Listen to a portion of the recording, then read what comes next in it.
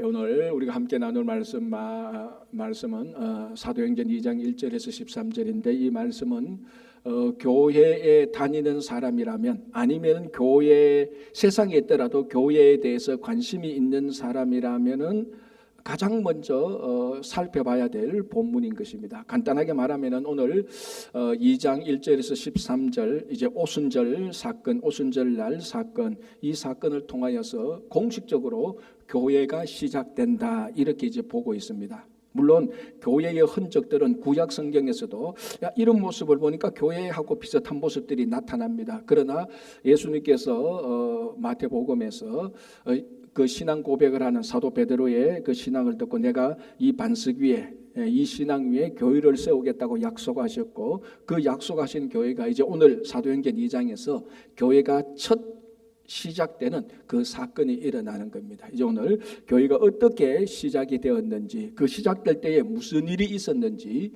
우리가 같이 한번 보겠습니다. 1절에 이렇게 되어 있습니다.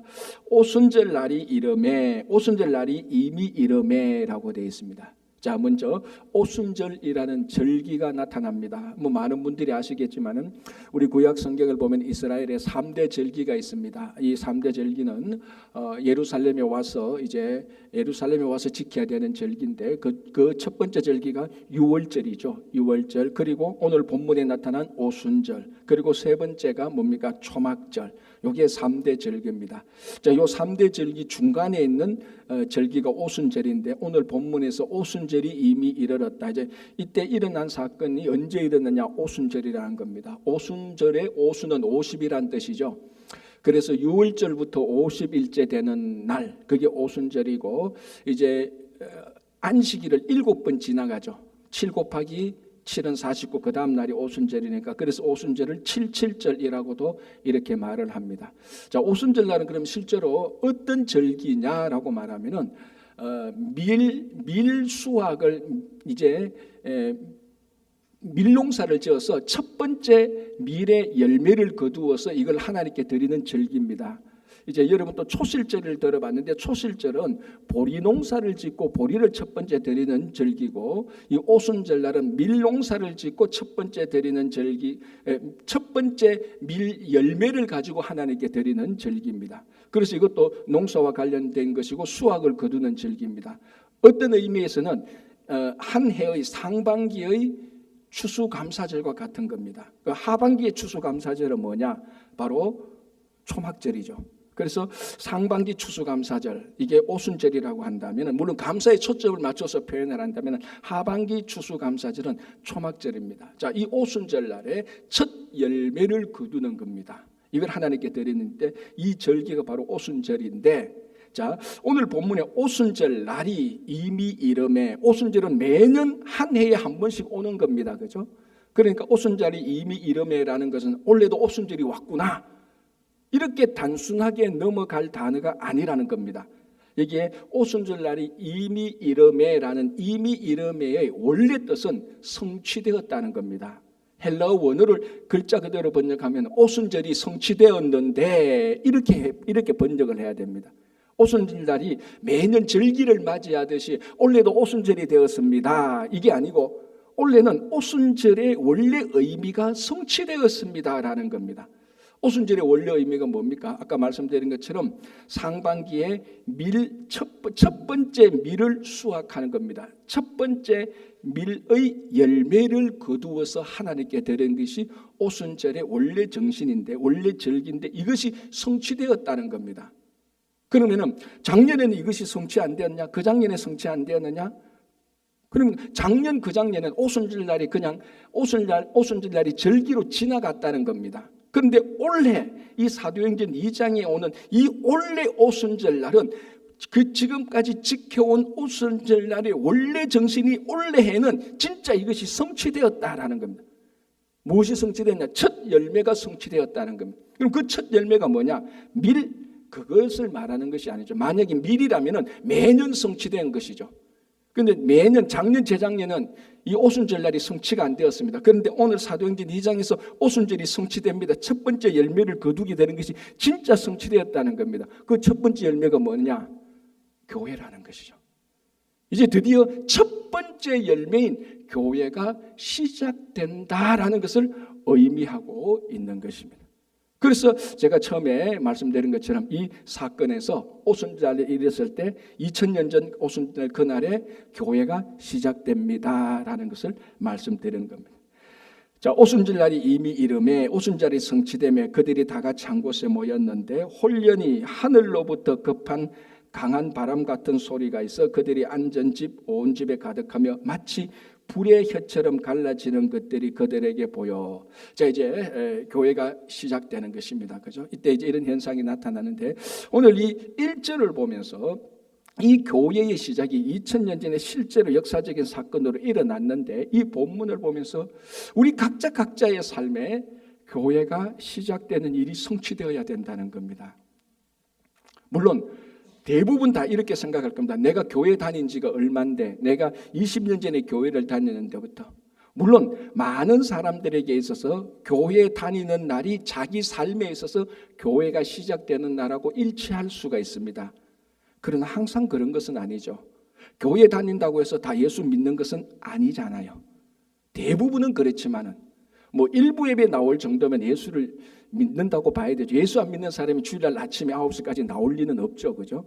그러나 정확히 말하면 교회 다닌다고 해서 예수를 다 믿는 것은 다 믿는 것이 아니듯이 교회 다니기 시작한 날이 그 한 사람의 인생에서 교회가 시작되었다고 다 말할 수는 없는 겁니다. 많은 부분이 일치하지만 그건 우리 삶 속의 교회의 시작은 뭐냐?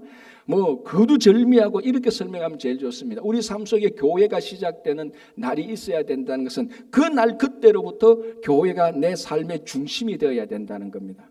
자, 지금 여기서 교회라고 말을 할 때는 병원이나 학교나 직장이나 그런 기관과 동등한 제도로서의 교회를 말하는 것이 절대로 아닙니다. 이 교회는 예수 그리스도의 몸이요 하나님께서 피를 흘려서 사신 교회고 이 교회를 통해서 하나님의 나라에 확장되는 본거지라는 것입니다. 이것이 세상의 다른 기관과 제도로서 교회를 말하는 그 차원은 지금 말하고 있는 것이 아닙니다. 그래서 교회가 시작되었다는 것은 성도의 삶에 교회가 그 삶의 중심에 턱하니 자리를 잡고 있어서 무슨 일을 하든지 교회의 영향을 받아야 되는 삶, 그때부터 교회가 시작되는 겁니다. 그래서 이제 우리가 앞으로 보겠지만 사도행전 2장 이 사건부터 모든 예수님의 제자, 예수님을 따라다니는 사람들의 모든 삶에 지극히 영향을 미치는 것은 다 교회의 모임입니다. 물론 교회의 모임이 크고 작고 이런 것을 논하는 것은 아니고, 그래서 교회가 시작되었다. 교회가 시작되는 날부터 성도들은, 이 사람들은 교회가 중심이 되고 모든 일을 생각할 때 교회를 중심으로 생각을 하게 되는 겁니다. 예수 그리스도의 몸된 교회로부터. 그래서 우리 각자의 삶에 교회가 시작되는 삶의 순간이 있어야 되는 것입니다. 교회에 다니는 것보다 더 중요한 사실이죠. 자, 이때에 이제 오늘 2장 2절 3절에서 무슨 일이 일어났냐? 교회가 시작될 때, 아니 교회가 시작될 때 무슨 일이 일어나느냐가 아니고 이 일이 일어났기 때문에 교회가 시작된 겁니다. 그 일이 뭐냐? 하늘로 강한 바람 같은 것이 일어나고 불의 혀처럼 갈라지는 것이 있었다는, 이런 현상이 일어나니까 교회가 시작된 겁니다. 교회가 시작되니까 이런 일이 일어난 것이 아니고. 자, 그럼 이런 현상이 의미하는 건 뭐냐? 첫 번째, 강한 바람 같은 소리라는 겁니다. 여기서 우리가 초점을 맞춰야 될 단어는 바람이죠. 바람. 자, 이 바람이라는 헬라어를 히브리어로 바꾸면, 히브리어가 똑같은 단어로 덩치시키면 히브리어에 무슨 단어가 되는가 하면 루아흐라는 게 됩니다. 이 루아흐의 원뜻은 뭐냐? 영입니다. 영. 하나님의 영. 그래서 성경에서 하나님의 영이 임했다라고 말할 때 히브리어는 루아흐라는 단어를 쓰는데, 이 루아흐라는 단어가 오늘 본문에 나오는 바람이라는 말하고 일치합니다. 그럼 뭘 알 수 있습니까? 바람이 임했다는 것은 하나님의 영이 임했다는 거죠. 여러분, 하나님이 우리한테 임했다라고 할 때 하나님은 어떻게 임합니까? 영으로 임하는 것 아닙니까? 하나님의 형상으로 임합니까? 우리가 지금 민수기 신명기를 보지만 새벽기도 때 뭐라고 말합니까? 시내산에서 너희들이 불과 여러 가지 현상은 보았지만 하나님의 형상은 보지 못했다라고 말하는 것 우리 살펴봤지 않습니까? 그것처럼 동일하게 하나님은 우리에게 영으로 임하는 겁니다. 그 영으로 임했던 상징이 바로 바람이고, 이 바람이라는 히브리어가 루아하고 바로 하나님의 영이라는 겁니다. 그러니까 홀연히 하늘로부터 바람 같은 소리가 났다는 이 요것만 봐도 여기 하나님의 영이 임했구나. 자, 그 다음에 똑같은 의미인데 이렇게 표현합니다. 마치 불의 혀처럼 갈라지는 것이 나타났다. 자, 혀라는 형상은 일단 우리가 접어두고 불이 나타났다는 겁니다. 자, 우리 구약 성경에서 불이 나타날 때 여러 가지 의미들이 있는데 가장 중요한 것은 하나님께서 나타날 때 불 가운데서 나타난 일이 굉장히 많습니다.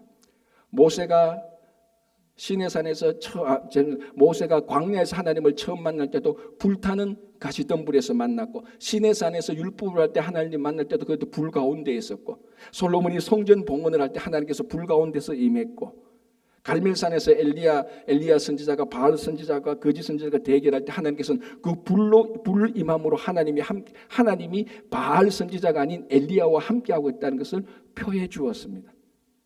그러니까 바람 같은 소리가 났고 불의 혀처럼 갈라지는 것이 났다는 것은 똑같은 의미를 반복하는데, 그 똑같은 의미는 뭡니까? 하나님의 영이 임재했다는 겁니다. 성령이 오셨다는 겁니다. 그래서 오늘 설교 제목처럼 성령이 강림한 것입니다. 교회가 시작되니까 성령이 강림한 게 아니고 성령께서 함께 하실 때에 교회가 시작되는 것입니다.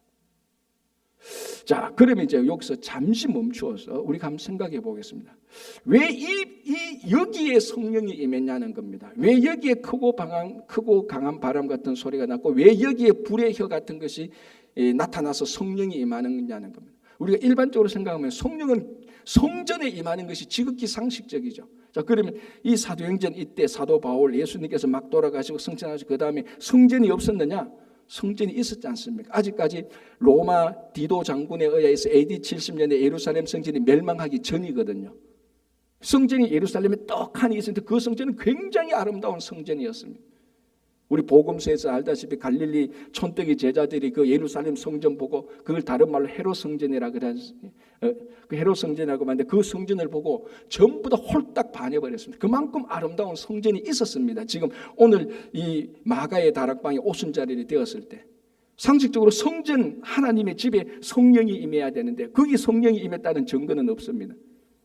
왕이 있는 왕궁의 성전이 임했다는 건 없습니다. 그런데 오늘 이 마가 다락방에서 상식적으로 다락방에는 성전이 임하는 장소가 아닙니다. 물론 못 임할 리는 전혀 없지만 구약에서는 대체로 솔로몬이 성전을 봉헌할 때 성전 중심으로 성령께서 함께 하시고 그 성전이 하나님의 집이다라고 말을 했는데, 왜 하나님은 하나님의 집인 성전에 성령이 임하시지 않고 이 마가 다락방 같은 데서 120명이 있을 때 여기 성령이 임했느냐는 겁니다. 자, 그게 대답이 1절에 있죠. 오순절 날이 이미 이름에 그들이 다 같이 한 곳에 모였더니라는 말입니다.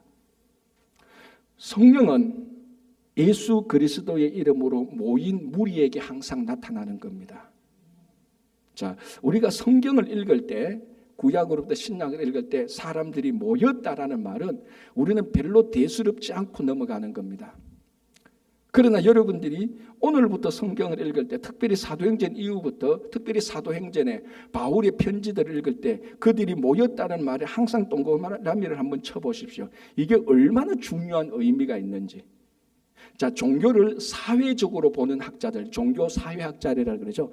이 사람들이 고대 로마 종교들을 연구하고, 자, 이거는 뭐 믿음으로 연구하는 게 아닙니다. 사회학적으로 연구하는데 종교를, 로마 종교들을 연구하고 그때 이제 막 발생했던 예수를 따르는 사람들이 함께 모여서 이게 나중에 기독교가 되지 않습니까? 그걸 연구하는 사람들의 결론을 본 적이 있습니다. 자, 로마 종교, 자, 이 당시 사도행전 이 당시 때 로마의 많은 신들이 있었고 그 신들은 각자의 좋은 템플, 사원을 가지고 있었습니다. 성전을 가지고 있었고 그 성전에 항상 사제들이 있었고 그 사제들이 드리는 제사가 있었고 그와 아울러서 축제가 있었습니다. 많은 로마의 종교들이 있었는데 세월이 가면 갈수록 그런 고대 로마의 종교들은 다 소멸해가고 그때 막 일어났던 예수를 따르는 사람들이 모여서, 그때는 종교라는 것도 없었죠. 기독교라는 말도 없었죠. 그 사람들이 모였는데 나중에 보니까 한 이게 100년, 200년, 300년 지나니까 고대 로마 종교들은 다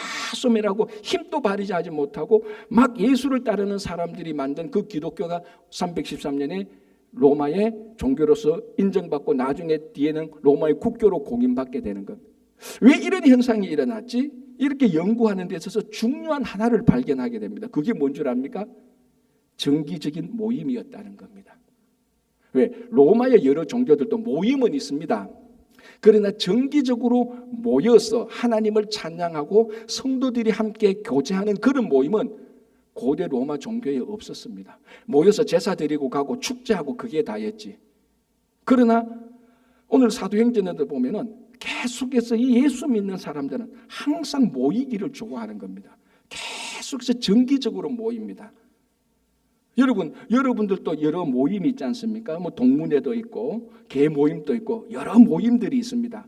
그 모임에 계속해서 모이면은 어떤 생각이 듭니까? 그 모임에 소속감이 들고 그 모임이 나의 정체성이 되는 겁니다. 어떤 모임이든지. 그러니까 이 모임이라는 것이 그만큼 중요한데 예수 그리스도를 중심으로서 사람들이 모였습니다. 계속해서. 근데 로마 종교는 그렇게 안 모인단 말이죠. 그러니까 예수를 중심으로 모이는 사람들은 거기에 소속감을 가지게 되고 예수를 믿는 사람들이 예수 믿는 것이 자기 삶의 정체성이 가지게 되고 연대의식을 가지게 되니까 계속해서 그 모임은 지속적으로 성장하고 부흥하게 되는 겁니다. 나머지 고대 로마 종교들은 다 사라지기 시작합니다. 여러분, 우리가 오늘 또 주일입니다. 그죠? 주일이 어떻게 시작되었죠? 안식일 다음에 예수 그리스도의 부활을 기념하는 사람들이 매 일주일에 한 번씩 모이기 시작합니다. 정기적으로 계속해서 1년, 2년, 3년, 누가 모이라고 말한 건 아닙니다. 예수님께서 부활하신 날 안식일 다음에 예수의 제자들, 예수를 믿는 사람들이 계속해서 정기적으로 모임을 시작하게 됩니다. 그게 오늘날 달력상의 일요일이고 우리가 그 주일이라고 부르지 않습니까? 그게 오늘의 주일이 된 겁니다. 핵심이 뭡니까? 모임이죠. 함께 모이는 것입니다. 그리고 오늘날 주일의 핵심은 뭡니까? 성도들이 예수의 이름으로 함께 모이는 겁니다.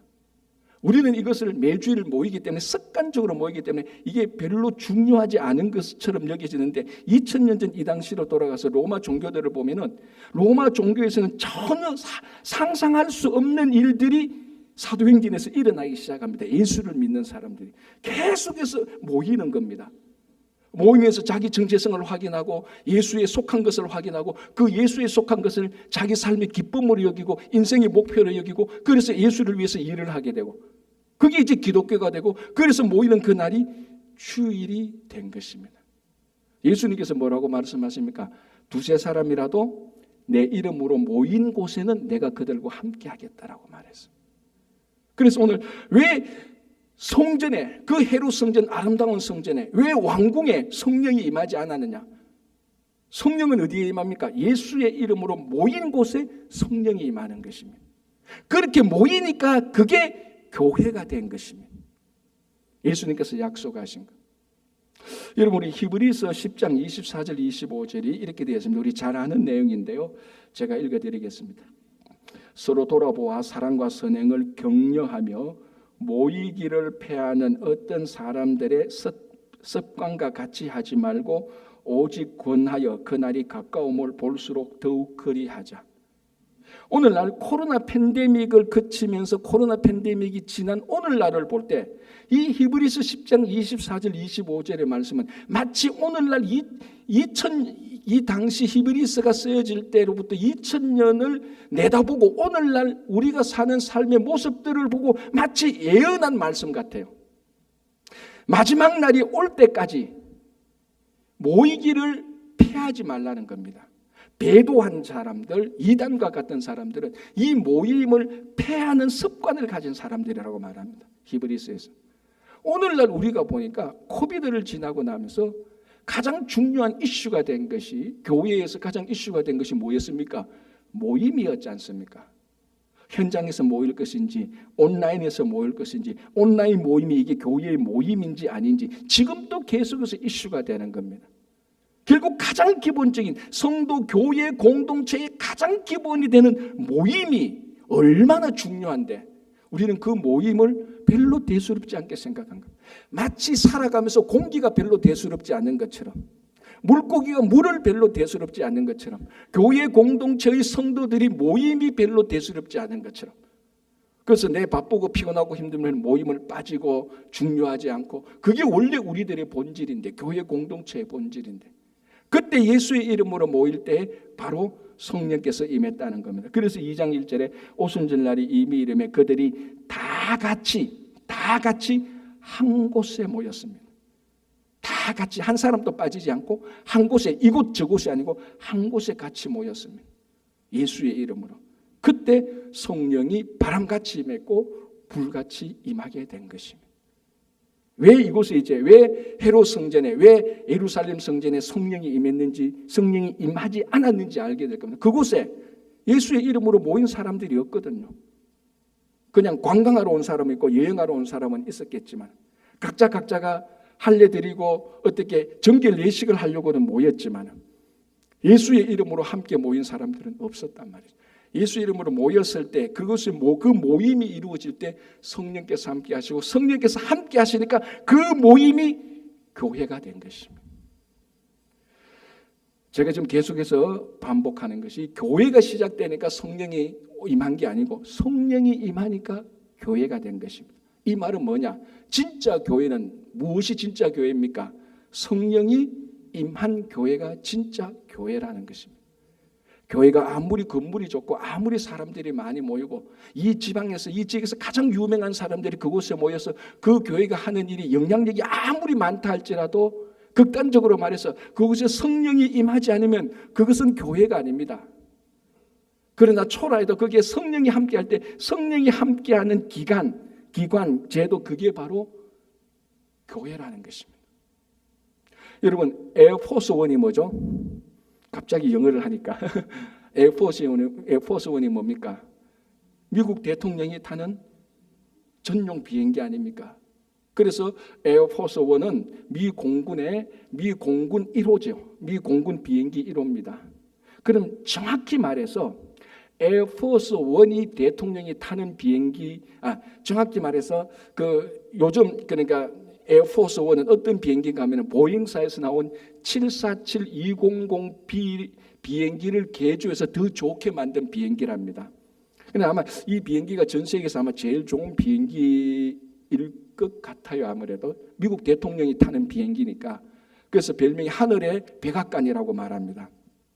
그는 일주일간을 그냥 공중에서 비행할 수 있답니다. 아무것도 안. 만약에 극단적으로 워싱턴 DC가 파괴되어서 백악관이 부서졌다. 그럼 그 에어포스 원 타고 일주일 동안 공중에서 하면서 회의 다 진행하고 거기서 다 명령을 내릴 수 있대요. 뭐 장치는 최첨단이죠.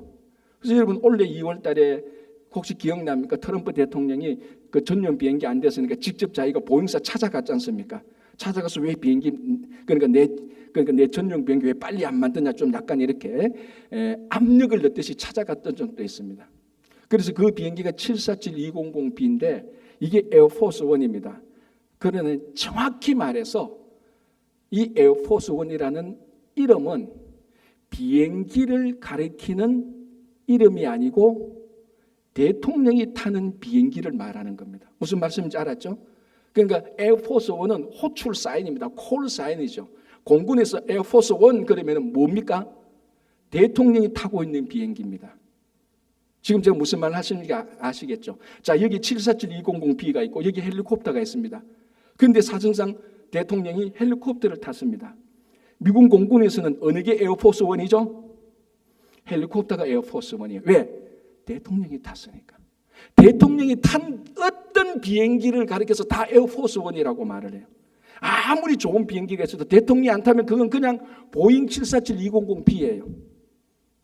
교회가 그렇습니다. 성령이 있는 교회는 무조건 다 교회예요. 그러나 아무리 교회가 좋고 아무리 영향력 있는 사람이 많고 아무리 사람이 많이 모이고 그 교회가 아무리 지역사회를 위해서 큰 일을 한다 할지라도 만약에 성령이 임하지 않는다면 그건 교회가 아닌 거예요. 그래서 오늘 교회가 시작되니 성령이 오신 것이 아니고 성령이 시작되니 교회가 된 겁니다. 대통령이 이 비행기를 타니 에어포스 원이 된 거하고 마찬가지입니다. 그래서 우리가 함께 섬기는 이 친구 교회에 성령이 함께 하시기를 우리는 간절한 바람이 있어야 되는 겁니다. 그래서 우리가 예배를 드리고 기도를 하고 말씀을 나눌 때 성도와 교제를 할 때 우리 모든 교회의 성도들의 마음의 간절한 소망은 우리가 성령으로 이 일을 하는지 성령께서 우리 교회와 함께하고 있는지 늘 점검을 해봐야 됩니다. 왜 성령이 함께하지 않으면 그건 교회가 아니니까. 비행기를 탔는데 이게 에어포스 원이라고 탔는데 보니까 대통령이 없어. 에어포스 원이 절대는 아닙니다. 그거하고 마찬가지로.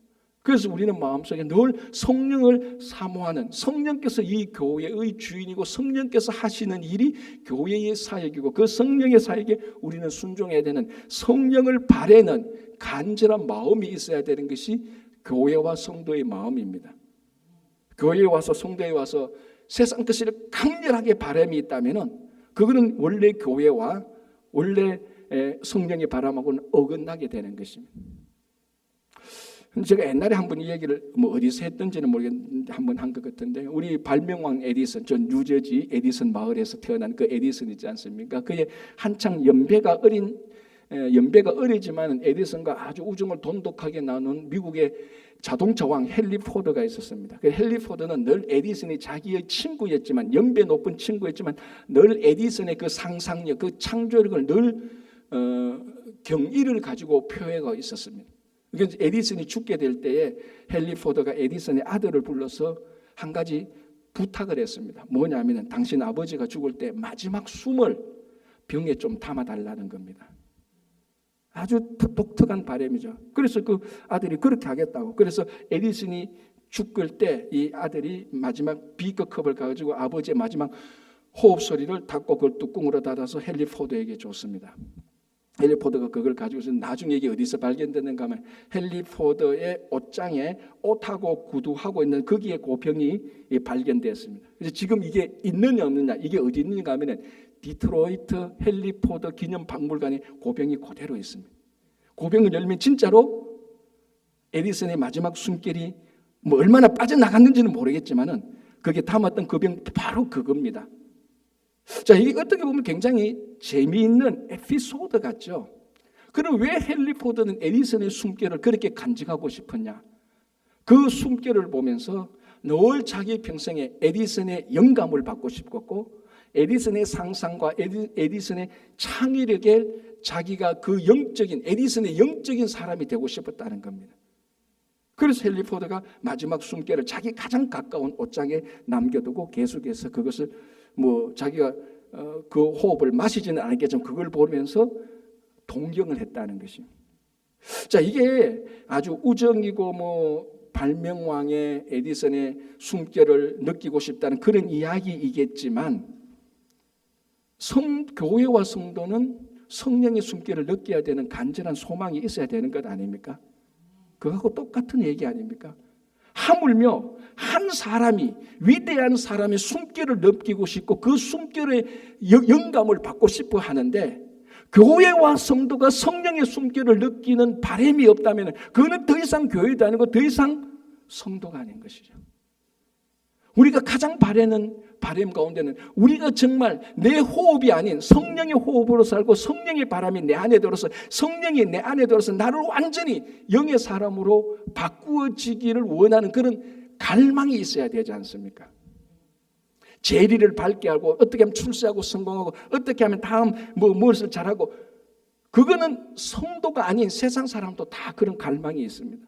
성도는 성도만 가지고 있는 고유한 거룩한 갈망이 있어야 되는데 그 갈망이 성령의 숨길을 느끼고 성령의 사람이 되는 갈망이 있어야 되는 거예요.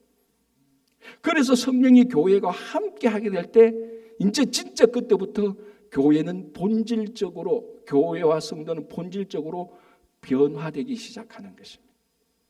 뭐 수없이 많은 변화가 있겠지만 한 사람 한 사람을 보면은, 오늘도 여기 보면 어떻게 되는가 하면요, 3절에 마치 불의 혀같이 갈라지는 것들이 그들에게 보여 각 사람 위에 하나씩 임하였다는 것.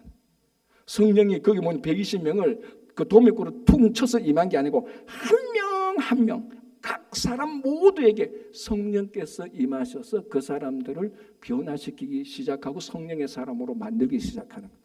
그래서 이제 사도행전 2장부터는 표현이 좀 이상하지만 오합지졸과 같은 예수님의 제자들이 전부 다 우리가 알고 있는 위대한 사도들, 위대한 제자들로 변화되기 시작하는 것입니다.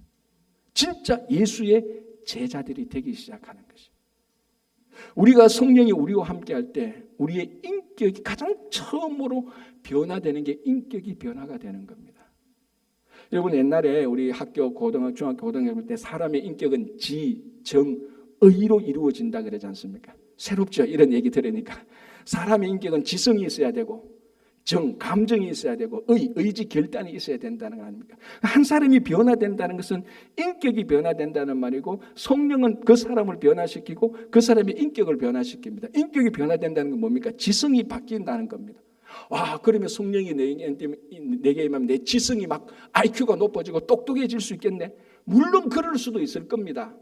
그러나 그거는 성령이 임했을 때 지성이 바뀌는 본질의 지성의 변화는 아닙니다. 그거는 부차적으로 그렇게 될 수도 있겠지만 본질의 지성의 변화는 뭡니까? 진리가 무엇인가를 진짜 알게 되는 겁니다. 지성적으로, 다른 말로 하면 이성적으로 예수 그리스도가 진리라는 것을 알게 되는 겁니다. 성령이 우리에게 임하게 될 때, 성령이 우리 이성을 터치할 때, 다른 말로 우리 지성을 터치하게 될 때, 예수 그리스도가 진짜 진리구나, 그거를 깨우치게 되는 겁니다. 다른 게 똑똑하고 머리가 좋아지고 출세하는 방법을 알고 주식 투자하는 방법을 아는 게 아니고, 성령이 우리 인격에 올 때, 진짜 이 예수 그리스도만이 영원한 진리구나, 이 예수 그리스도가 진짜 우리에게 영원한 생명을 주시는구나라는 것을 이성적으로, 지성적으로 그걸 받아들이게 되는 것입니다. 두 번째는 뭡니까? 감정 아닙니까? 성령이 우리 감정을 터치하게 될 때 우리는 진짜로 그때부터 예수 그리스도를 기뻐하게 되는 겁니다. 그전에는 예수 빼고 다 기뻤어. 내가 세상에서 운동하는 것도 좋고 내가 먹고 싶은 거 먹는 것도 좋고 다 기뻤어. 우리가 잘 되는 것도 다 기뻤어. 그런데 예수님이 기쁘다는 말이 아직 감정으로 동료가 안 돼. 그렇다면 여러분 아직 성령께서 여러분들의 감정을 터치하지 않은 겁니다. 성령께서 우리 감정을 터치하게 될 때 우리는 다른 건 몰라도 예수 그리스도 한 분만으로 진짜 만족할 수 있고 예수 그리스도를 기뻐할 수 있는 겁니다. 자, 여러분들의 가족들을 다 기뻐하지 않습니까? 할아버지 할머니는 손주들을 기뻐하고 젊은이들은 자기 배우자, 자기 그 파트너를 다 기뻐하지 않습니까? 우리 가족들 좋아하는 사람은 다 기뻐하는 것처럼 그것보다 훨씬 더 성령께서 우리 감정을 터치하면은 그때부터 진짜 본격적으로 예수를 기뻐하게 되는 겁니다. 그게 세상에서는 일어날 수 없는 일이죠. 왜? 성령이 임하지 않으니까. 아무리 똑똑하고 아무리 감정이 많은 사람이라 할지라도, 아무리 공감대가 넓은 사람이라 할지라도 성령이 터치하지 않는 그 감정은 예수를 기뻐할 수 없습니다. 그러나 성령께서 우리를 터치할 때, 우리 마음에 터치될 때 그제서야 예수가 기쁘다. 예수님을 기뻐하게 됩니다. 그래서 예수님을 기뻐하게 되는 사람이 찬양이 좋고 기도가 좋고 예배가 좋은 거예요. 그래서 말씀이 좋은 거예요. 여러분, 우리 뭐 그렇지 않습니까? 자기 와이프가 이쁘면 그 저같이 말도 보고도 저란다고. 예수가 좋으면 다 좋은 거예요. 예수가 좋으면 교회가 좋고, 예수가 좋으면은 예수님의 기쁨에는 섬기는 것도 좋고 봉사하는 것이 좋고 예배가 좋고, 다 그 감정이 완전히 세상에 좋았던 감정이 다 뒤집히면서 예수를 좋아하는 것으로 바뀌는 겁니다. 그래서 존 파이퍼 목사님이 했던 유명한 말이 있지 않습니까? 우리가 예수 그리스도 안에 기뻐할 때, 만족하게 할 때 하나님은 우리를 통해서 영광을 받으신다는 겁니다. 여러분 간단합니다. 여러분이 하나님께 영광 다 돌리고 싶지 않습니까? 위대한 일을 할 때 하나님을 위해서 위대한 일을 할 때도 하나님께서 그 일의 업적을 통해서도 영광을 받으시지만, 우리가 진짜 하나님을, 예수님을 기뻐하는 이 사실 자체만으로 하나님은 영광을 받으시는 거예요. 그래서 성령께서 변화할 때 일어나는 것 아닙니까? 자, 마지막 인격의 마지막 지정의, 의지 결단이죠. 이 의지에 성령이 터치하게 된다면은, 그래서 교회와 성도는 그때부터 본격적으로 모든 삶의 초점은 예수 그리스도를 위해서 결단하게 되는 겁니다. 우리가 잘 먹고 잘 사고 세상에서 유명해지고 권력을 거머쥐고 세상 사람보다 더 많은 것을 차지하기 위한 결단이 아니고 예수 그리스도를 위해서 결단하게 되는 겁니다. 우리 의지로. 거기에는 좀 힘든 것이 있고 불편한 게 있고 내가 좀 손해보는 것이 있다 할지라도 성령께서 우리 의지를 터치하면은 예수를 위해서 무슨 일을 하든지 할 것이라는 결단이 생기게 됩니다. 여러분, 이게 바로 성령, 교회와 성도가 변화되는 겁니다. 그래서 성령이 함께 하게 될 때 교회가 시작되는 모습이 바로 이 모습입니다. 자, 하나만 더 보겠습니다. 이제 이렇게 됐죠. 3절에 마치 불의 혀처럼 갈라지는 것들, 그리고 4절에 그들이 다 성령의 충만을 받고 성령이 말하게 하심을 따라 다른 언어들로 말하기 시작하느라. 자, 여기서 우리가 이제 하나 우리 눈을 끄는 것은 뭔가 하면, 불이 임했는데 이 불은 성령의 임함인데, 하나님의 임함인데, 그 모습이 어떤 모습이었다고요? 마침 혀처럼 갈라지는 혀처럼 불이 이렇게 막 임하는데 저거는 사람의 혀다라고 말할 정도로 그런 모습으로 보였다는 겁니다. 왜 성령께서 임하는, 성령의, 이걸 성령의 이미지라고도 말할 수 있죠. 성령의 그림이라고도 말할 수 있는데, 여러분 보통 성령이라고 말할 때는 어떤 이미지가 떠오릅니까? 비둘기 같은 성령, 천사, 또는 강한 군사, 이런 성령의 이미지가 있었는데 마치 사람의 혓바닥 같은 그런 모습으로 나타난단 말이죠. 그래서 불의 혀처럼 갈라지는 것들, 굉장히 시각적이죠. 자, 이 혀의 헬라어가 뭐냐면은 글로사입니다. 글로사. 그런데 4절에 그들이 다 성령의 충만을 받고 성령의 말하게 하심을 따라 다른 언어들로 말하기를. 우리 개역개정판은 언어들이고 한글 개정판 그 앞에 성경은 이 언어를 뭐라고 번역했죠? 다른 방언이라고 말을 했습니다. 뭐 방언이든 어든 다 말이니까 이는 다른 언어들로 말하겠는데, 이 언어의 헬라어가 글로사입니다. 그게 좀 똑같은 말이에요. 한국말에는 하나는 글로사를 혀라고 번역했고 하나는 언어로 번역했습니다. 똑같은 말이에요. 왜 불이 혀처럼 보이느냐? 그 다음에 이 사람들이 언어를 말할 것이네, 글로사, 방언을 말하기 때문에 그것을 미리 시각적으로 보여주는 것입니다. 자, 중요한 것은, 자, 다음 주에 이제 이 방언의 언어의 의미를 보겠는데, 오늘 중요한 것은 교회가 성령께서 함께 하실 때 교회가 시작되는데 그 일어난 첫 번째 현상이 뭐냐 하면은 사람들이 말을 하기 시작했다는 겁니다. 방언을 하기 시작했다는 것. 이게 중요한 거죠. 자, 제가 창세기를 1장 1절에서 4절을 한번 읽어드릴게요. 너무 잘 아는 말인데 잘 한번 들어보십시오. 태초에 하나님이 천지를 창조하시니라. 땅이 혼돈하고 공허하며 흑암이 깊음 위에 있고 하나님의 영은 수면 위에 운행하시니라. 하나님이 이르시되 빛이 있으라 하시며 빛이 있었고 빛이 하나님 보시기에 좋았더라. 너무나 잘 아는 것이죠. 질문.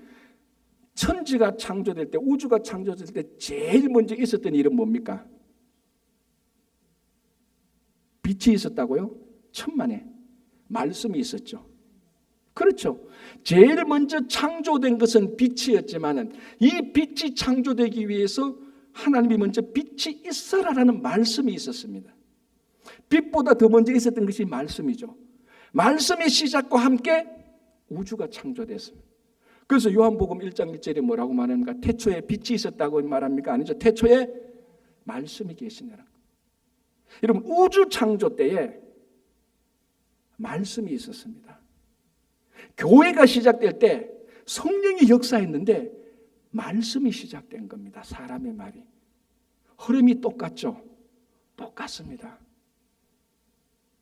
여러분, 우주의 시작이 말씀으로 시작된 것처럼 교회의 시작도 말씀으로 시작된 겁니다. 여러분, 성령의 은사와 성령의 열매 가운데 얼마나 많은 것들이 있으면 그 많은 것들을 다 제끼고 성령이 역사하니까 제일 먼저 말씀이 시작된 겁니다. 안 믿을 수 있겠지만은 이 본문을 볼 때 우주의 시작이 말씀으로 시작된 것, 교회의 시작이 말씀으로 시작된 것을 볼 때 하나님은 우주의 시작만큼 교회의 시작을 중요하게 여기는 겁니다. 이렇게 말하면 세상 사람들은 다 웃겠죠. 교회 그 뭐 중요하다고. 교회 그 뭐 맨날 말씀만 일으키고 교회 뭐 없어도 되는 이 세상인데 교회가 우주 창조보다 우주 창조만큼 중요하다고. 세상 사람들은 다 조롱할지 모르겠지만 성경을 깊이 보고 오늘 이 교회가 시작되는 여기에 일어난 이 사건을 보십시오. 천지 창조가 될 때 그 사건하고 별반 다르지 않습니다. 빛이 있어서 어둠을 밝히는 것처럼, 하늘에서 불이 내려와서 어둠을 밝히는 것처럼, 어둠을 물리치는 것처럼 똑같지 않습니까? 말이 시작됨으로 말미암아 우주의 첫 번째 창조 빛이 나온 것처럼 말이 시작됨으로 말미암아 교회가 시작되는 겁니다. 이제 이 말의 의미는 다음 주 우리가 좀 더 자세히 살펴보겠지만은 이만큼 교회의 시작은 우주의 시작만큼 중요한 겁니다. 그래서 처음에 말씀드린 것처럼 우리 성도 각 사람 속에는 교회의 시작이 있어야 되는 겁니다. 교회를 열심히 다녔지만 아직까지 교회의 시작이 없다면요, 좀 더 확대해서 가면은 우리 삶 속에 하나님의 창조 우주의 시작이 없는 것하고 마찬가지입니다. 교회의 시작은 우주의 시작하고 같습니다. 왜? 하나님은 이 교회를 통해서 다시 하나님의 나라를 만드시기 시작하니까, 다시 잃어버린 에덴 동산을 만드시기 원하는 것이 바로 교회입니다. 그래서 성령께서 역사하신 말, 그래서 오늘 이 본문을 보면 이렇게 됐죠. 성령이 말하게 하심을 따라 다른 언어들로 말했다는 겁니다. 그래서 성도들의 말은요, 본질적으로 성령이 말하게 하는 말을 해야 되는 겁니다. 그게 교회를 시작하게 할 수 있고, 교회를 유지하게 할 수 있고, 교회를 부흥하게 할 수 있는 것입니다. 제가 늘 새벽 기도 때나 이때 늘 말씀하는 거지만 교회 공동체의 제일 중요한 것 1번은요, 말입니다. 성령이 여러분들 마음을 감동시키는 말만 하면요, 교회의 모든 문제는 자동적으로 사라집니다. 그러나 이 말이 성령의 말이 아니고 철저히 계산된 인간의 말이거나 탐욕의 말일 때 어떤 공동체도 그건 다 무너지게 되어 있습니다. 그러나 우주 창조가 말로 시작되시 교회가 말로 시작되는 것처럼 여러분들의 참된 새로운 삶도 성령의 말씀이 여러분들을 인도하시기를 바랍니다. 그리고 각자가 교회인 것처럼 성령이 함께 하시고 여러분들의 말이 단순한 사운드가 아닌 여러분들의 삶을 인도하는 위대한 창조의 능력이 되시기를 간절히 바랍니다. 기도하겠습니다. 하나님 아버지, 감사합니다. 우리가 함께 섬기는 이 친구 교회 위에 주님 성령께서 함께 하기를 간절히 열망합니다. 주님, 성령이 함께 하실 때 교회가 인 것처럼, 교회가 교회 건물과 제도와 기관이 있다고 해서 교회가 시작되는 것이 아닌 것처럼 오늘 사도행전 말씀을 보면서 우리 각자 성도의 마음 속에, 교회 속에 오직 하나님의 영이 늘 함께하여 주시옵소서. 예수님 이름으로 기도합니다. 아멘.